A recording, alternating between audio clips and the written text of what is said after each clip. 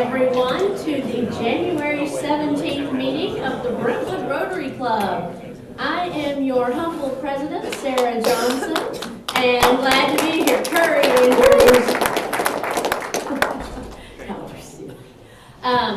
got me all distracted. We are going to bring up Chuck Blackburn to lead us in our prayer, and then we're going to have Randy Bostick lead us in our pledge and four-way test. Chuck? Okay, let's all turn off our cell phones first. They didn't bring it. Somebody want one? It's a New Testament prayer to be short. Bow our heads.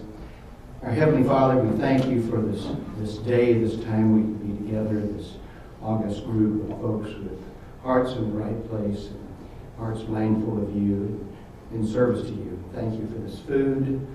Watch over those who are in our services and watch over those folks who are in need who are among our group. And bless us with the nourishment of our bodies and to our bodies to thy service. In Christ's name, amen. Amen. Join me in the pledge. Pledge allegiance to the flag of the United States of America and to the republic for which it stands, one nation under God, indivisible, with liberty and justice for all. And now, before we test the things we think and say and do, first, Is it the truth? second, Is it fair to all concerned? third, Will it build goodwill and better friendships? and fourth. Will it be beneficial to all concerned?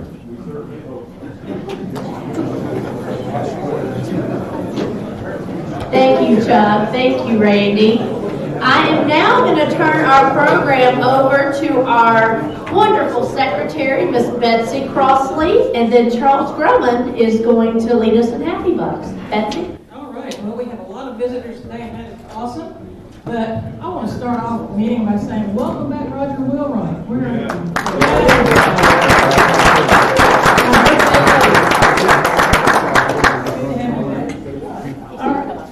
Oh, good. We have visiting Rotary today. Steve, you want to stand up and say hey to everybody again? Where are you? There he is. Steve Hewitt's back. Roger Greenup, where are you?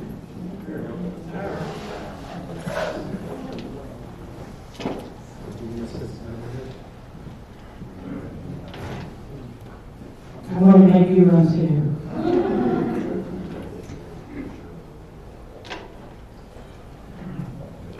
I'm proud to have a guest today, John Kraft. John is the new owner of Austin Funeral Service here at Brentwood, and we'll be moving to Wyatt and a couple of the children here in a few months after school.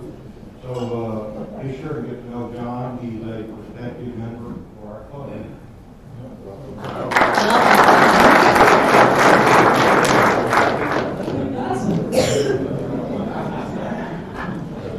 I'd like to introduce Alston Noah.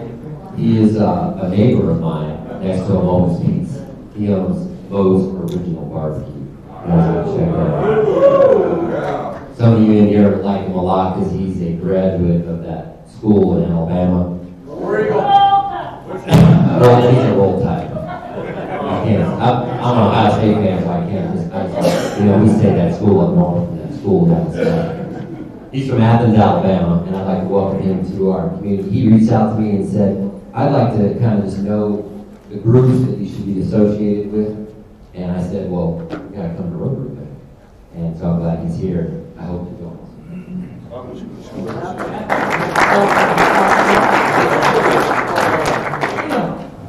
Would you reintroduce Gil Walker? Would you reintroduce one of our currently revisiting Rotary? Marie is a super young lady. We've been on several trips with her and others, and she's just a real fellow, enjoying being around. Always smiling, always laughing, just a super young lady, and I think she's going to be a real asset to our club.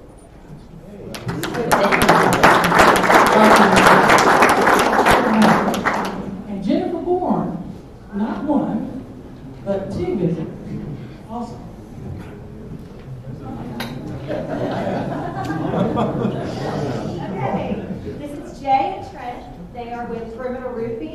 I send all my clients to get roofs with these caps if you need commercial and residential, and I advise them to have these people today. Thank you very much. Did I miss anybody? All right, love you, everybody. Thank you, Betsy. Charles, you're up. All right, wow, that's enough. Who's happy on this great day? There we go. How's that?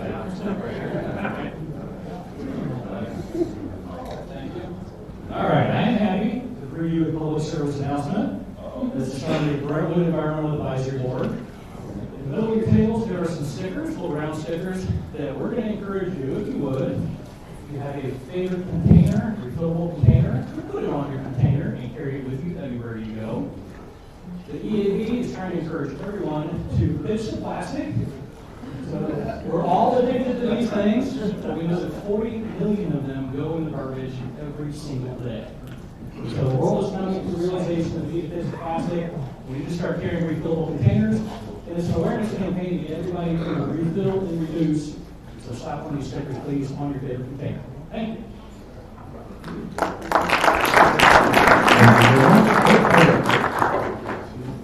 I'm happy the Titans are in the AFC Championship game for the first time in 17 years.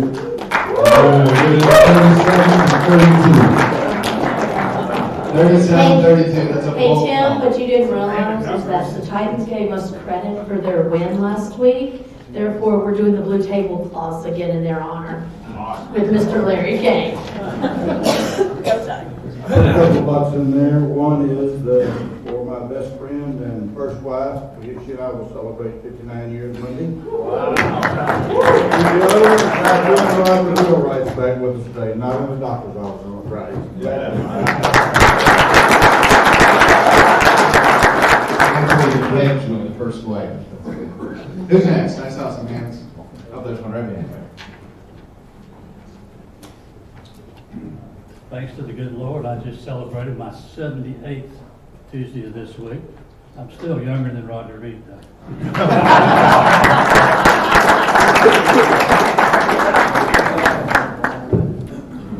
So next week, we're going to talk about golf. But talking about golf, our guest today, Mr. Hewlett, is our first golf sponsor. He signed up with me last night. And said, I want to be the first one. Really, Well, all I heard was Jared is now behind. In line with what Jay was saying, they had an article on the news the other night where a well was beached somewhere and it had 220 pounds of plastic in its stomach, which caused its death. Right. Who wants to follow that? Jared. Yeah, look at that, you killed my crowd.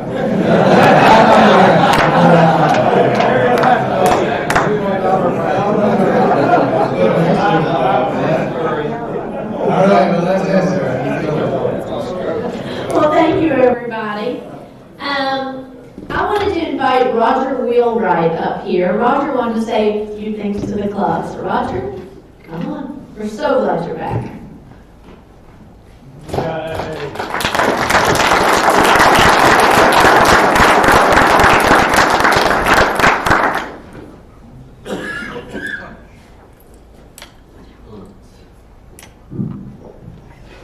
Manipulate with a cane is a little bit difficult, but I'm back.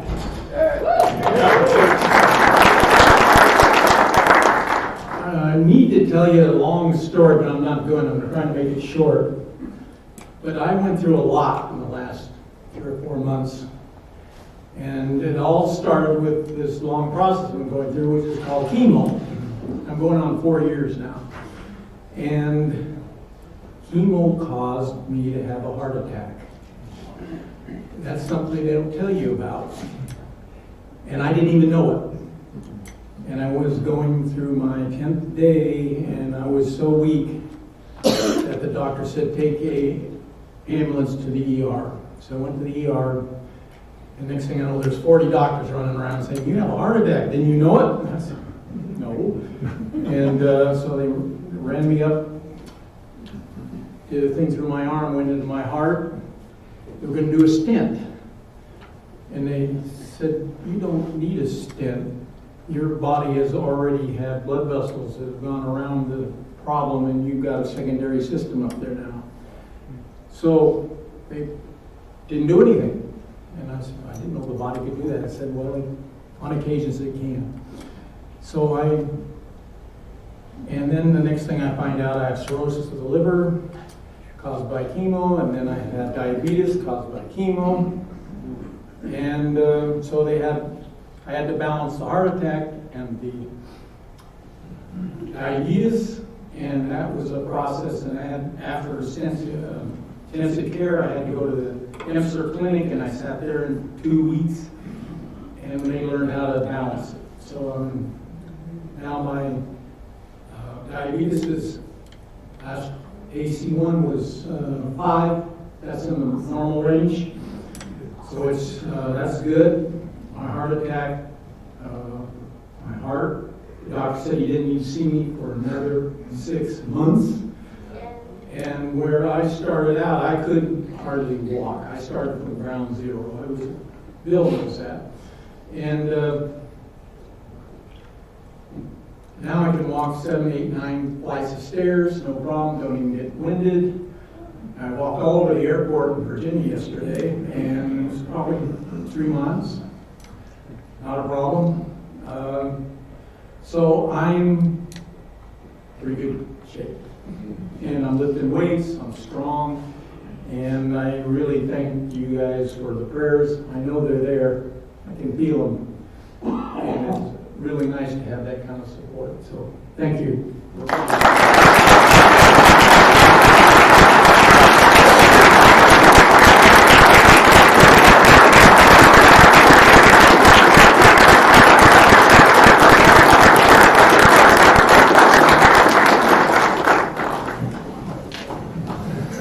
You're an answered prayer, Roger. We're so glad you're back. I wanted to remind everyone about the Harpeth River cleanup coming up next weekend. There are sign-up sheets on the tables. Is that correct, Patrick? Correct. Just very quickly, had some good response from some of our usual supporters, the scouts, some of the environmental clubs, heard from the Summit National Honor Society, the president yesterday, which is all great, but I need some shepherds to lead the sections. These are people who have a lot of energy there, I think, especially if we have the coffee and donuts out. But if you know you can come and help lead a section, or just get folks to the right place and just direct them to how to take care of the trash when it's done, that would be very helpful. For those of you who signed up, especially for sign-in and kind of herding the cats early on, I'm grateful for that. And just hope for good weather. So if you need anything, please reach out to me either by text or email. Thank you, Patrick. And we'll remind everyone about the human trafficking movie. Is that on the 23rd, Jared? Thursday. Thursday. It's Thursday. So if you would like more information to buy tickets, please go to your reflections for this week, and you'll have the link to take care of that. There were 2 umbrellas left last week, so if you want to get wet, you're missing your umbrella, they are up here, so please come and see if they're yours. Pancake Day is April 18th, so go ahead and mark your calendars. And with that, I am going, The Pancake Day Committee is having a meeting right after this meeting, and where are you going to be, in here or? In the main conference room? Okay, in the main conference room. So with that, I'm going to turn our program over to our illustrious, our wonderful mayor, Mr. Ray Little, who needs no introduction. Come on up, Mr. Ray.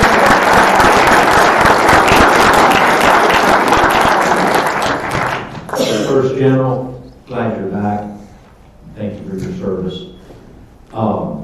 As I stand here and contemplated speaking today, many of you in this room are great servants to our community, and that's one of the things that makes Brentwood so wonderful. And countless volunteer hours operating to help the city through your business, through your residency. And so I want to thank you for that. And then as I look through the room, I wanted to tell you especially that I appreciate many of your help for me originally even becoming a commissioner and having the honor to serve in this great city. And just wanted to thank you for that. Kind of like the old story of turtle up on the fence post. I didn't get there on my own. So thank you all. And I wanted to start before I talk about the state of the city and thank you all for that. Brentwood, of course, personally, I think it's the greatest city in the world for many, many reasons. Quality of life, the community, the values of that community, the individuals who make up that community. But really, statistically, when you look, we worldwide are one of the greatest communities in the world. So I remember it well then when I was born, 1962, there were 3,000 people in Brentwood, and in 1969, there were still about 3,000 people in Brentwood. I love that top shot. That's a shot up Franklin Road. If you look real close, you can tell it snowed because there's snow up around the telephone poles, and I remember it well. That was my Uncle Houston's Arco station up at the top, and that picture's taken about where my grandfather's shell station was, there at the corner over here at Franklin Road.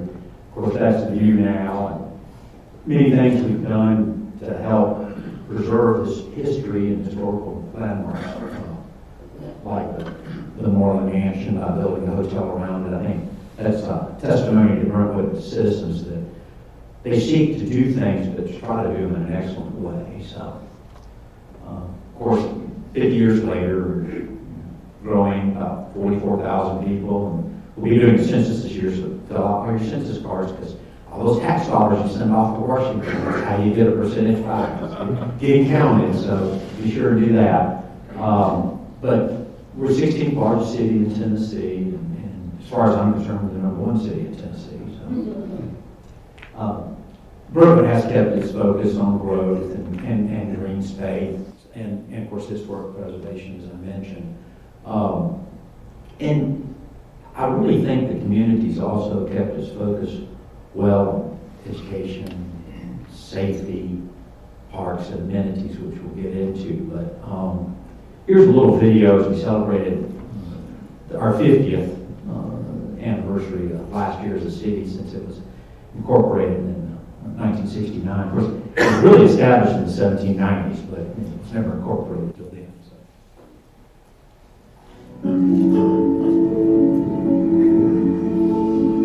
I think Brentwood is a great place to live because of the people who choose to live here, that are willing to get out and work for their community, and I think that's what makes this a really wonderful place to live. I think Brentwood is an incredible place because it has this small town southern charm, meets a little bit of that big city life with a lot of diversity and a lot of loving families. Brentwood really brings out the best in everyone. Gives you that open-minded community to let you become what you want to be. You know, one thing about Brentwood, it's a special place. And things that people deem special, they care about. We care about Brentwood. That's the way Brentwood's always been. When people come, they stay, because it's hard to find another Brentwood.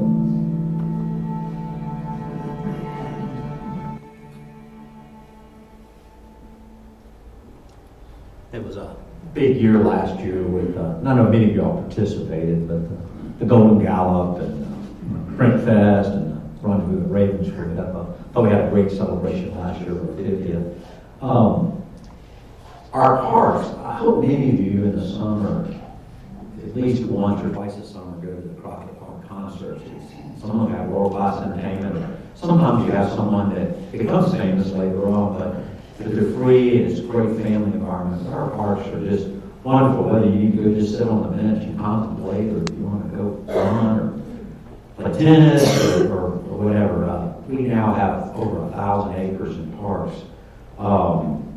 I would say that our parks and green space for our population and the size of our city are there again. I can't think of any community anywhere else that would be any better. Greenways. Every time we can find a way to put in a greenway or a trail, that seems to be very popular with the population, but it's something I would say as a commission we do strive to do. This is our latest. If you've not had a chance to walk it, it starts about Tractor Supply and it goes in behind the Y and Equipping this year finished phase 2, which will then extend it all the way to the Hill Center. But it's great. I've walked it many times. It's already being well used. In fact, I walked it before it was open because I felt like as a commissioner and mayor, I need to make sure it looked right. And there were already many people out there before it officially opened. So if you get a chance, you're sitting here next to this huge office park, and there's a section of it as you walk up the hill, as you approach the Tractor Supply section, it's like being in a national park. I mean, it's just absolutely amazing to me. So we often partner real well with the county. Rec Center, we're putting a splash pad in, which will be open this year. We pay for some of it, and the county does, and on this, the county will administer it.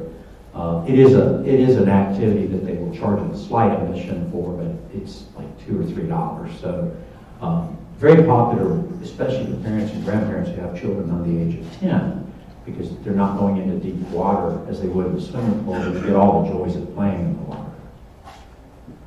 Our schools. Just this one statistic, and of course Sheila Cleveland here on the school board, we appreciate her hard work.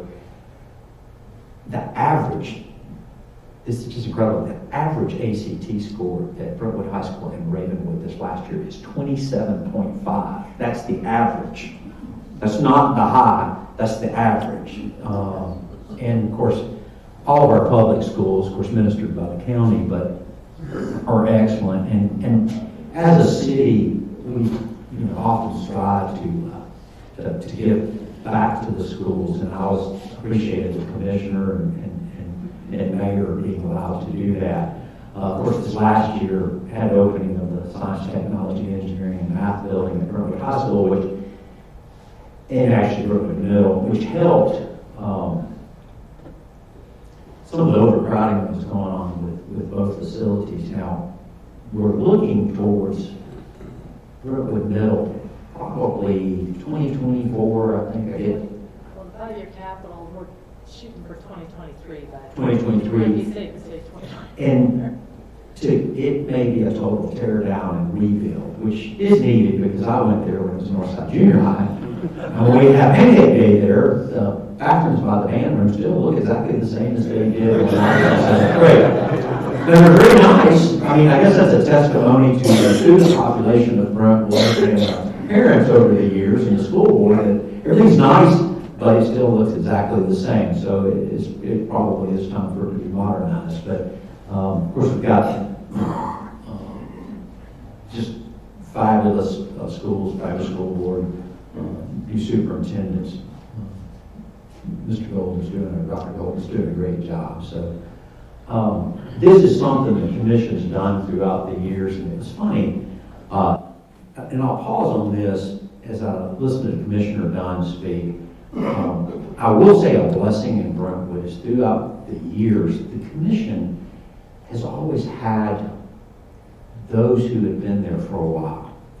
And their institutional knowledge is invaluable. And I'm starting to become one of those because I've been up there almost 11 years now. But Commissioner Dunn and Commissioner Smithson have both been up there about 30 years. And I will say they have served very well through the years.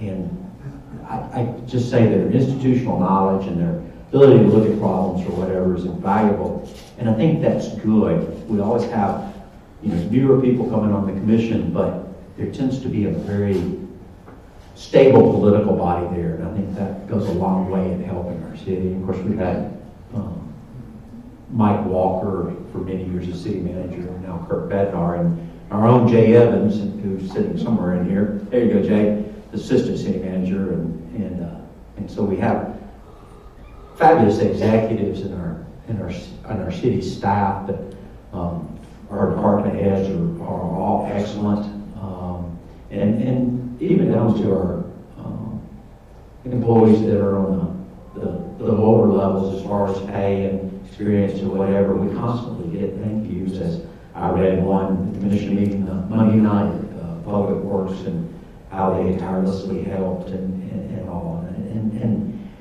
I can tell you as a mayor who wants to serve but also runs a business and understands about customer service, it's great to have that kind of service and servant attitude through a municipal government. So I wish we could transfer that to some other levels of government, but there's some that are doing better and some not. But, of course, constantly here, Brentwood's original name, or one of its original names back in the 1840s, 1850s, was Midway.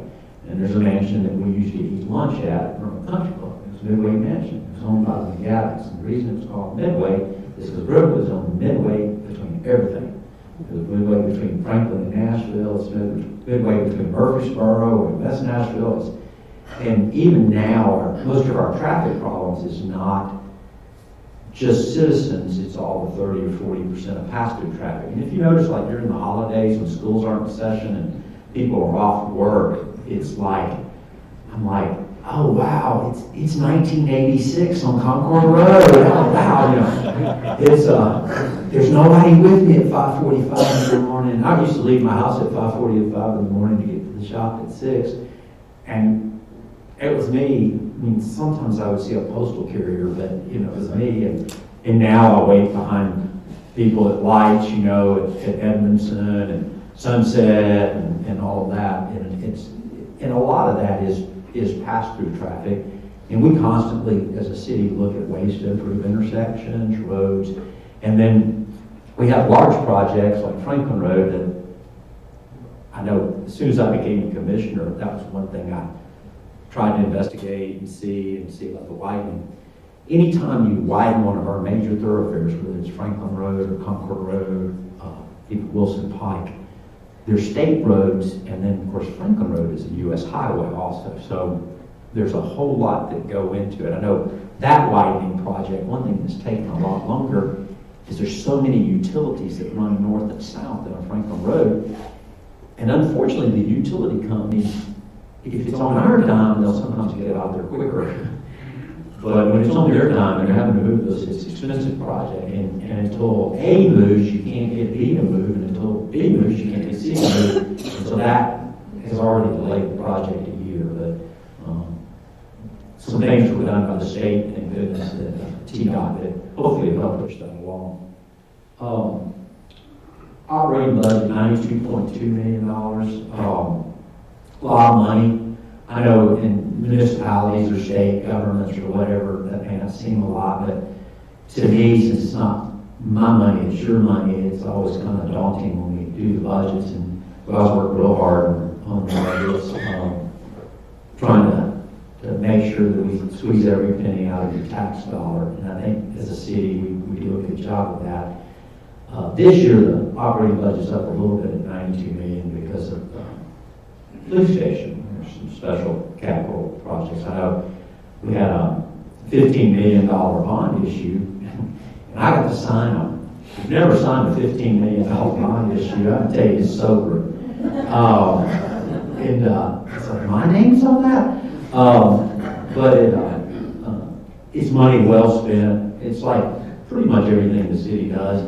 Police station's probably been talked about and worked on actively for 4 or 5 years. And this last Monday night, we finally voted and got a final cost of construction and everything. And it's within the window that we had planned on. It's much needed facility. We're just down the street. Today, you want to go see where they're digging. It's just down on the right. City already owned the property.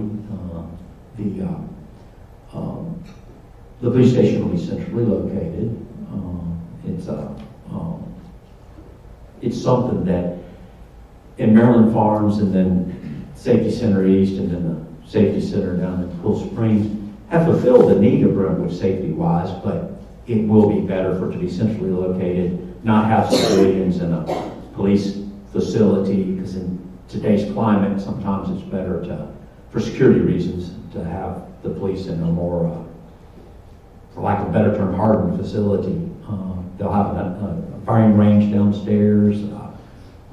We always pride ourselves on training and having the best technology for police, because it actually ends up being less expensive because you can have fewer patrol officers and do more with them if you keep them well equipped. So we've always kind of pride ourselves on that.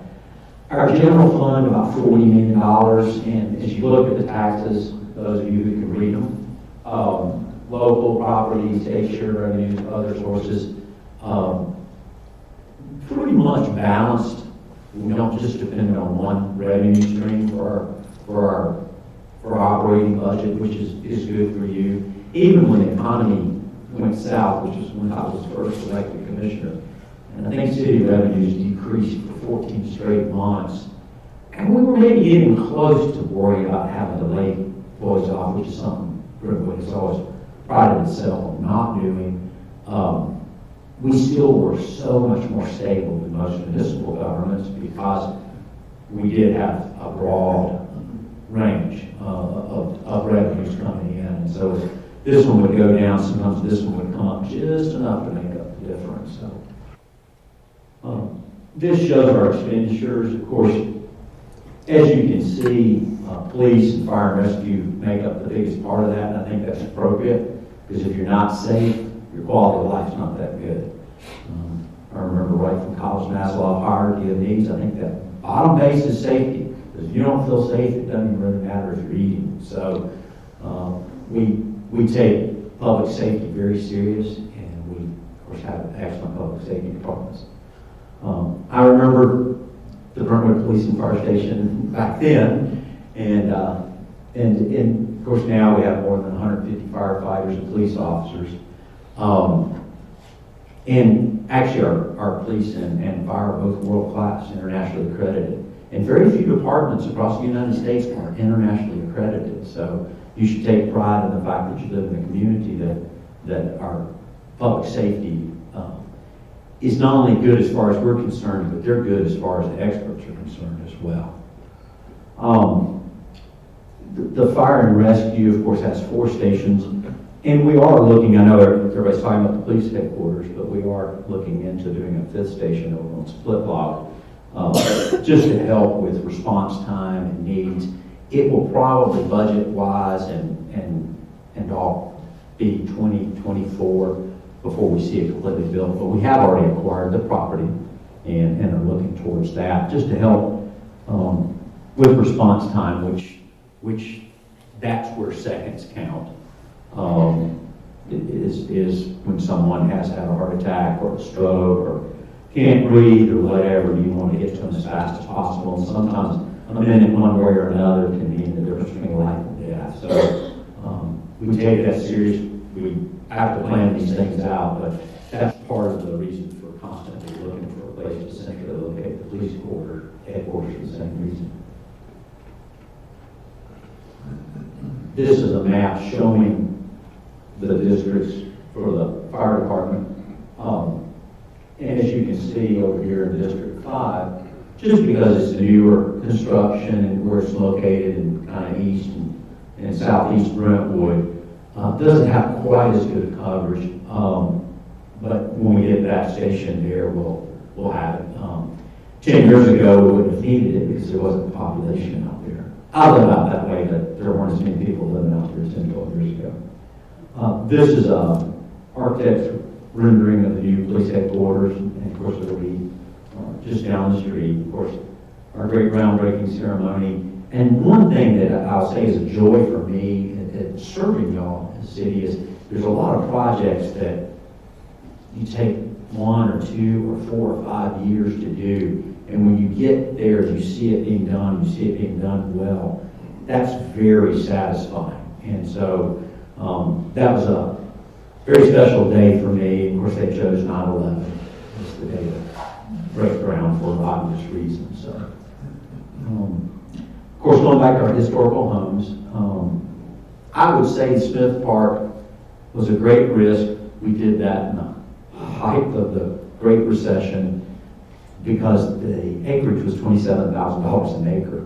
And I don't think acreage was $27,000 an acre when I was a teenager in Brentwood, but it may have been. But it was a big risk because banks were failing in Europe and the economy was bad.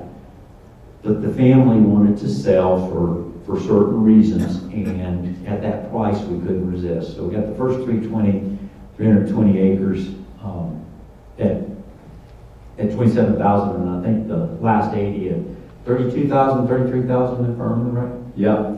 And what I like about it is when you get over that ridge from where the Smith house is, it is exactly like Brentwood was when I was a child.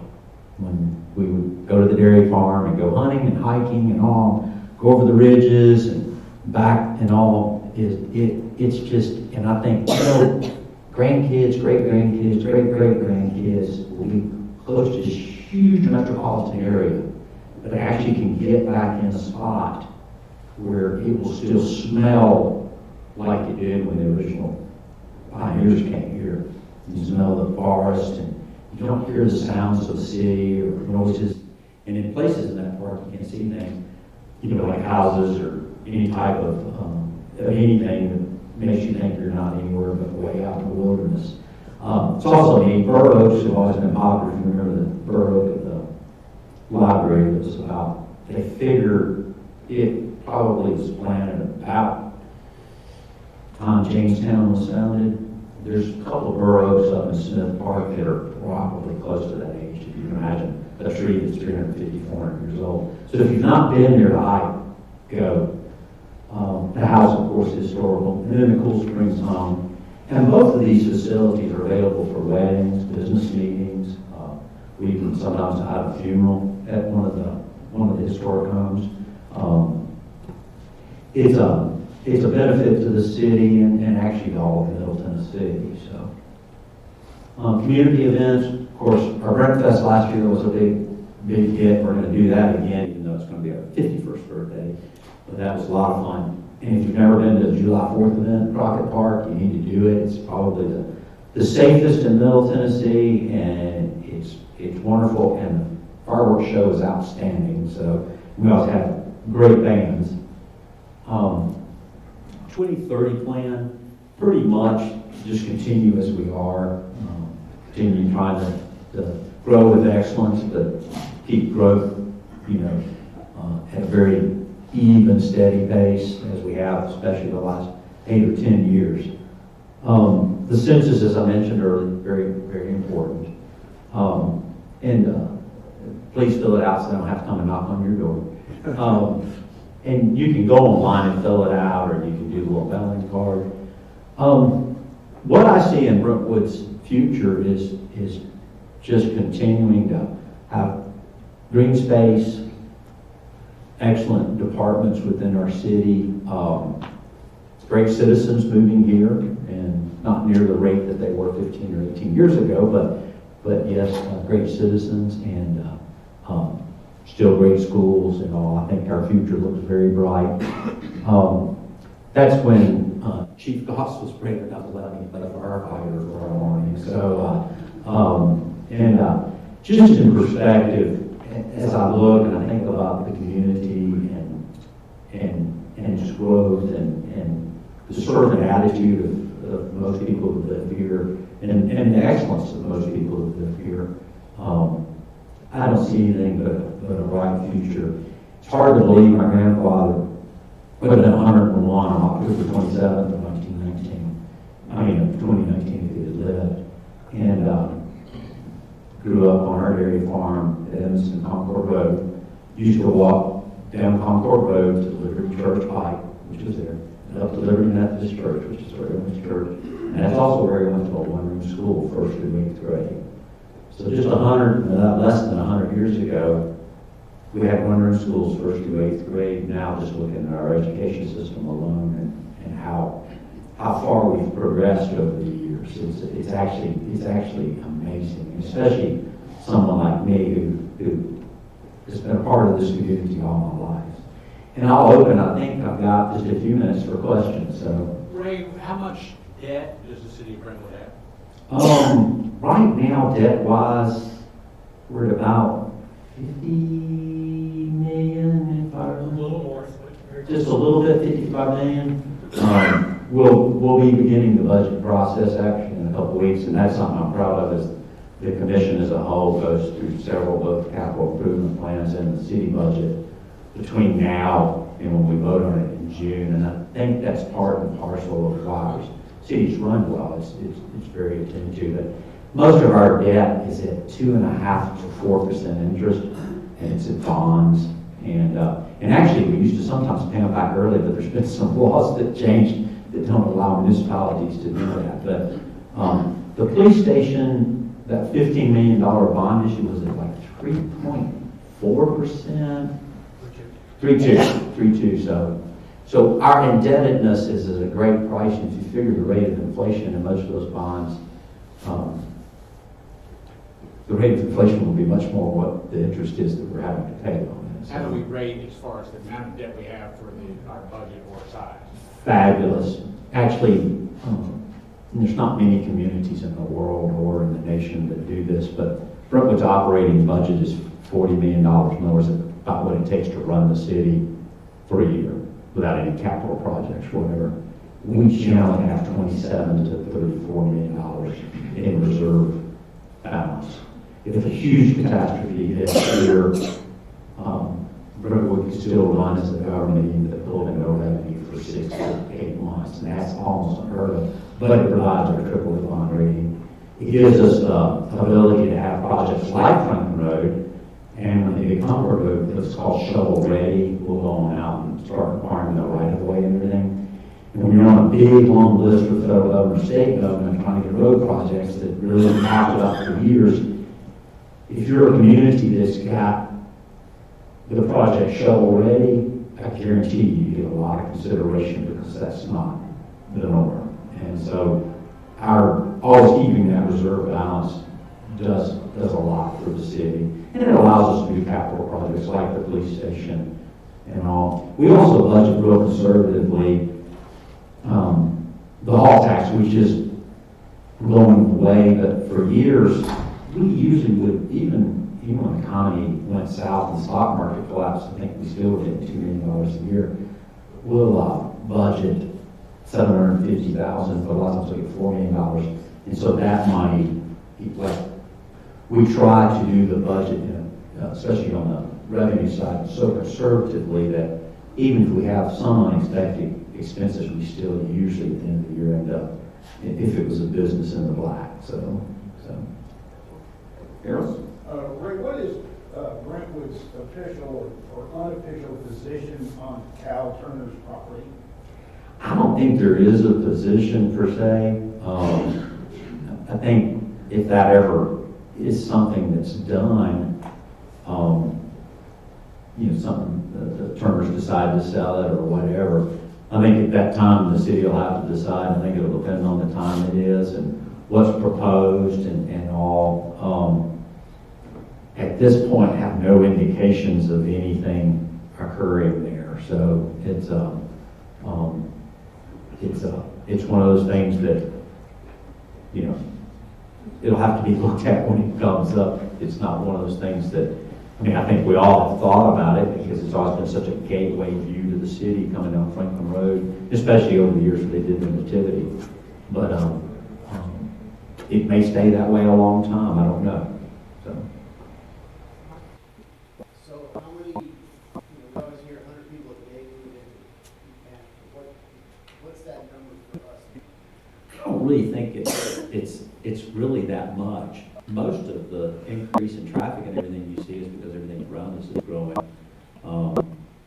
If you look at census, Brentwood's growing, but even a lot of the houses that are built now were approved in 2005, 2006, 2007, and then when the economy kind of went down and house sales went down, a lot of those developers kept their developments extant, but they didn't do anything with them. And then the last, some of them that I think of specifically would be like your Terramores and your Morgan Farms and all, kind of out where I live, close to Ravenwood.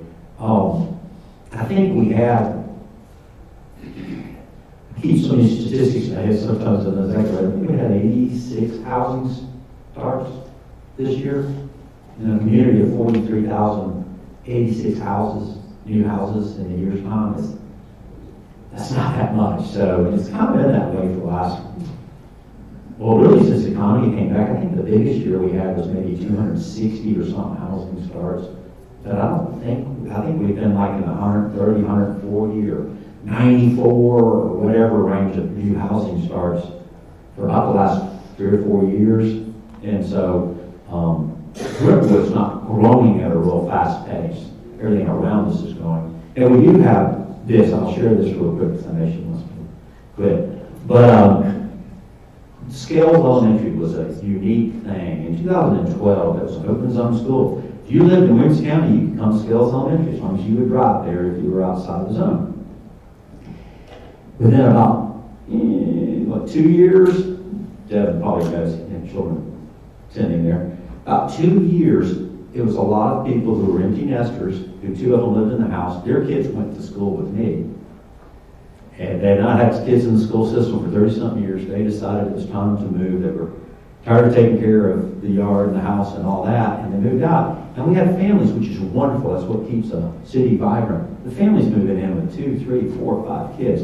So without any, there are some new houses being built in that area, but without any new houses built within the scale zone, they actually went from open zone to overcrowding in 2 years.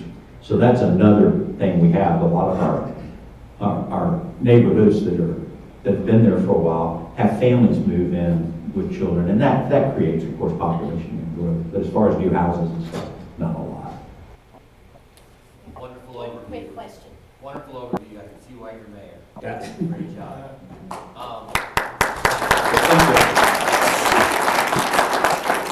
Tell us, great stuff.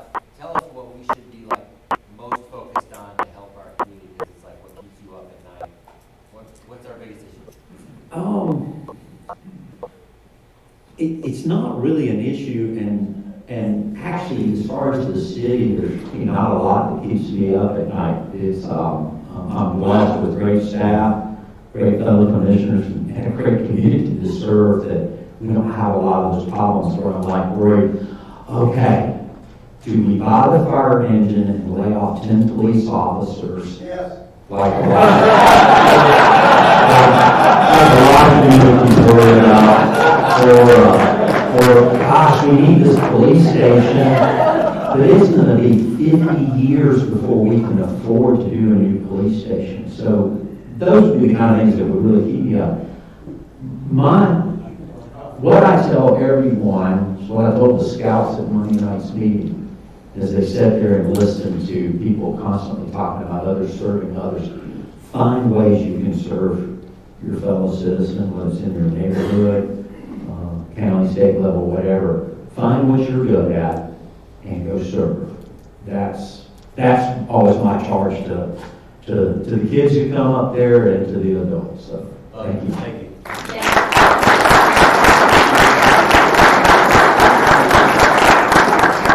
Thank you, Ray. We really appreciate you coming and sharing with us today. It's always great to see you.